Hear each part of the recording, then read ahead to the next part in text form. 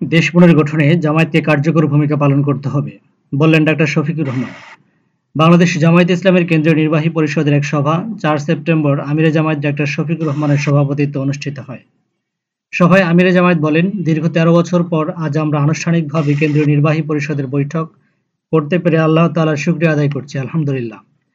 তিনি বলেন, বিগত ফ্যাসিস্ট আওয়ামী লীগ সরকার ১.৫ যুগ ধরে বিরোধী মতের লাখ লাখ মানুষের উপর হত্যা, গুম, জুলুম, নির্যাতন চালিয়েছে। এই জুলুমের সবচেয়ে বড় শিকার হয়েছে জামায়াতে ইসলামী।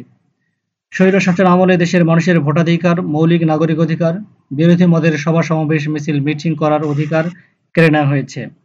আওয়ামী লীগ সরকার দেশের সকল সাংবিধানিক প্রতিষ্ঠানকে ধ্বংস করে দিয়েছে।